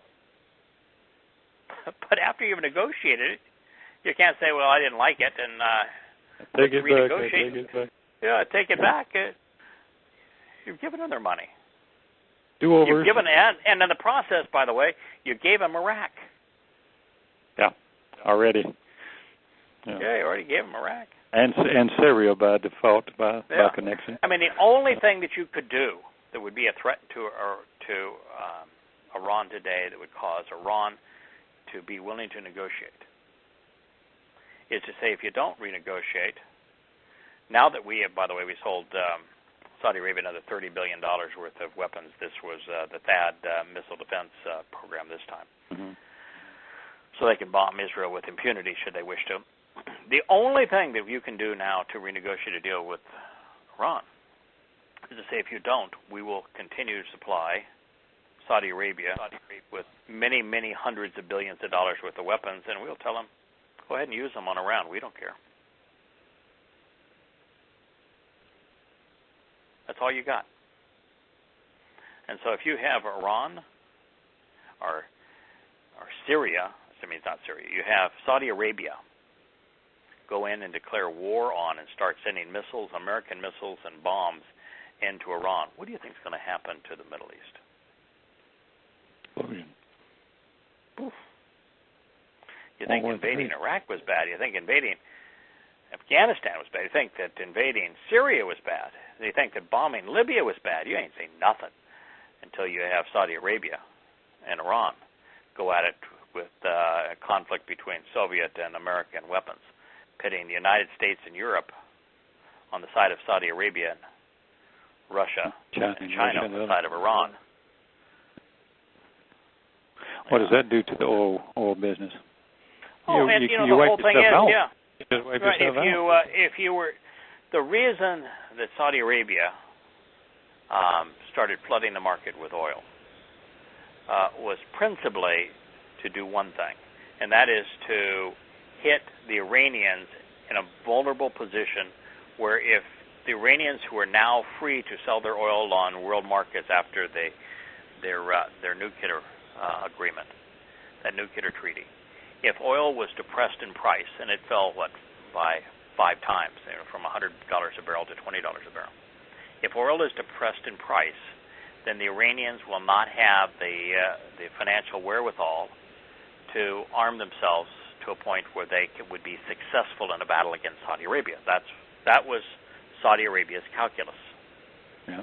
So if you were to preclude Iran from selling its oil, not only does supply and demand shift in favor of prices going to go up, but at that point, the oil exporters like Saudi Arabia would have no reason to to continue to supply large quantities, and the price of oil and gas will go back up to $100 a barrel. I don't know why Trump claims to be smart. Why they can't think these things through. Mm-hmm. Well, if you have to claim it, then you don't deserve it. No, the other thing that's odd to me too is that the United States wants to dictate to Iran and North Korea that they cannot have nuclear weapons. And how many do we have? More than the rest of the world combined? Yeah, that would make us a hypocrite, wouldn't it? Well, yeah. We do it for our security, so-called. Right. Russia does it for their security. Why wouldn't they? India got nuclear weapons, so Pakistan got them as a deterrent against India. Saudi Arabia has nuclear weapons. Who's Saudi Arabia's really principal enemy? Because it's not, although they despise Israel, Saudi Arabia's principal enemy is Iran. So Iran wants nuclear weapons to counteract the nuclear weapons in Saudi Arabia. That's just the way it goes.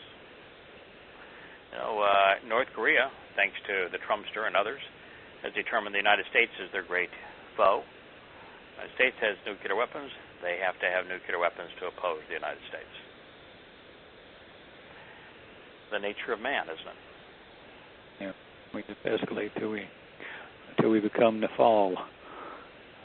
Yeah.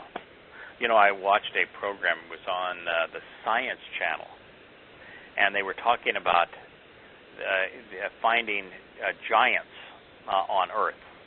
Now, of course, every picture of these giant skulls and giant skeletons, they're all Internet hosted. They're Photoshop. And they admitted they were all Photoshop. They showed them, and then they admitted they were Photoshop. And then they said, well, our search is justified because the Bible specifically speaks of Nephilim, and the whole show on the Science Channel was about Nephilim and how they were giants of men. Isn't that when this chapter, in fact, not this chapter, but chapter 10 that we've been doing in this show, we've been talking about the fall does not mean giants. No. Nope.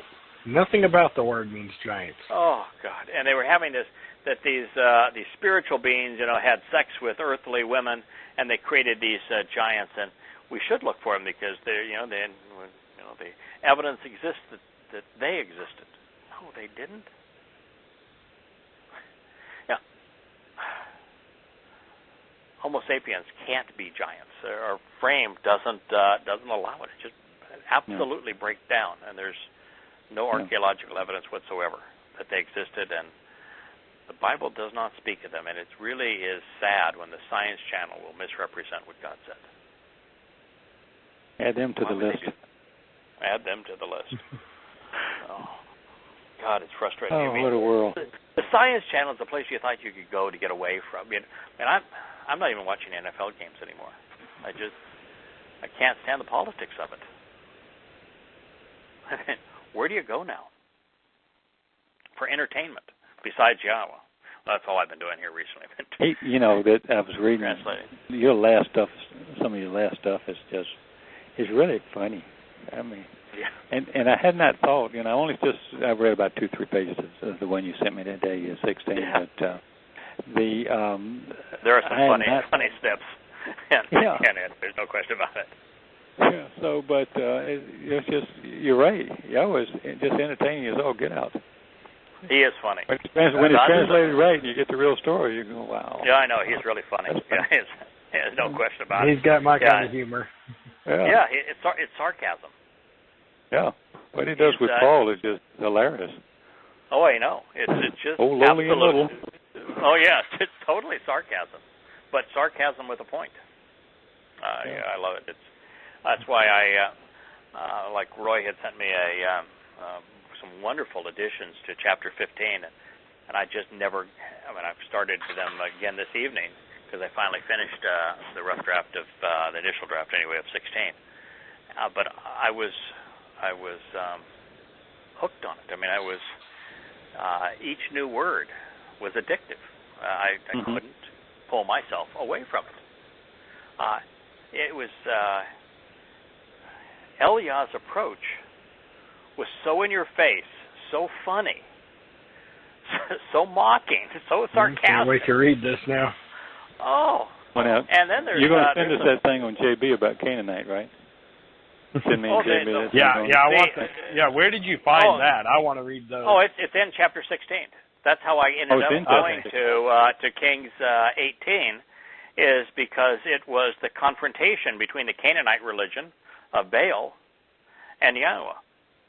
And they only have about 62 pages. Is it in that section? Yeah, and I thought it was 70 pages, but I got 62 in the first pass. Oh yeah, maybe it's the one I sent you this evening. Oh, you the got variation one I sent you this evening. I sent you one this evening, and I think the one I sent you this evening. In fact, I'll open it up again. The latest version of it which is I've now made it to the end. It needs to be proofread, but let's just see how long it is. Oh, yeah, I guess you're right. It's let's see. It takes it a while to bring up all the pages. The first one you gave me is 62, but it has some other stuff, some notations at the end, so I knew it went over. I just here it is, 73 pages. 73 pages. The other few pages. Yeah. And it has in the 73 pages, and it by the way, it hasn't been edited by anybody, so I'm sure it's rife with typos, but. Of those 73 pages, probably 5 or 6 are citations from the Canaanite scriptures, and with some commentary as to how almost every aspect of the Canaanite scripture sets up and mirrors Christianity, setting the groundwork for what became Christianity. Yeah, I can't wait to read that. That's really amazing. freaky. And the reason I came to it is because there's a mention of the in Yahshua 8, which was the chapter of Yahshua. That's where it begins. It's Yahshua 8, and there's a mention in Yahshua 8 of wayward souls chasing after Shakar. And I turned to the theological word book.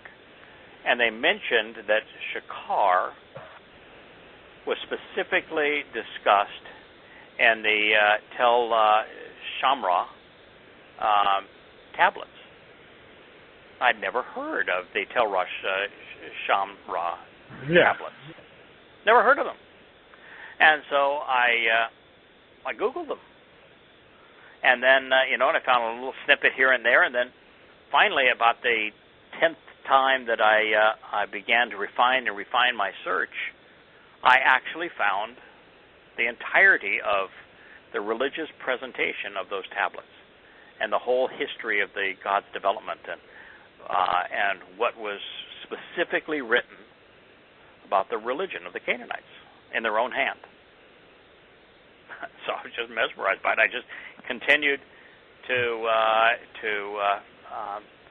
convey it because, throughout the Torah and prophets and Psalms, Yahweh was constantly condemning a religion that sounded to me like it was the basis of Christianity. It had nothing to do with rabbinic Judaism. The religion he was condemning had all of the doctrines of Christianity.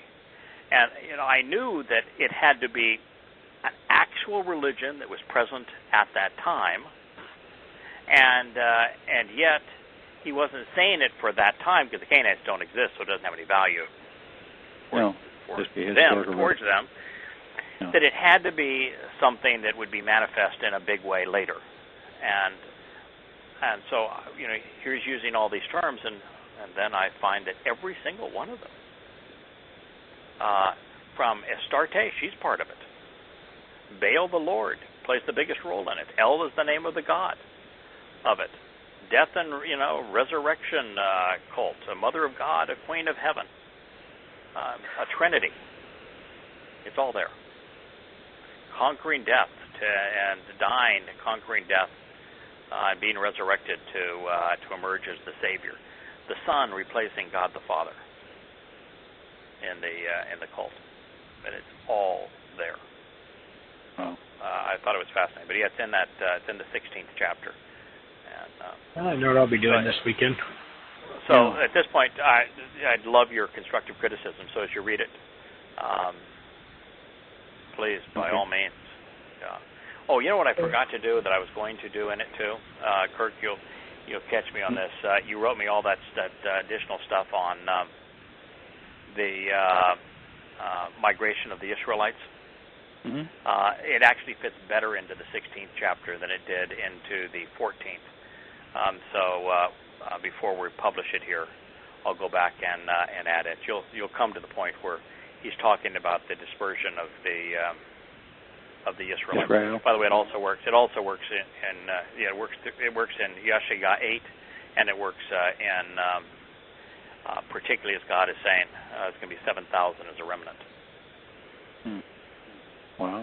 Okay. So there's lots of places where it works. So I've yet to work that in. Your stuff is interesting, but it's not quite as interesting as what the boss No, does. that's all right. It just ties up some loose ends to me. I mean, where to go, who are they? You're interesting, they but got to not come as back interesting and go as somewhere. God. We got to know where they are. So. Yeah. But I think you're smart. You're interesting. I love your research. It's fun to it's fun to learn from. I'm not that smart. But I have been kind of addicted to the boss series. God kind of got the one up on you. Well, He I put does. mine down to read yours, so. Yeah, he has. He has my attention. Yeah, that's quite all right. Guys, well, I need to let you go. I'm getting a a little hungry, and I'm smelling. Yeah, okay, yeah. Good night, everybody. Happy Shabbat. Okay, guys, y'all be safe, and Shabbat Shalom. Happy Shabbat Shabbat. Shalom. Shalom. All right.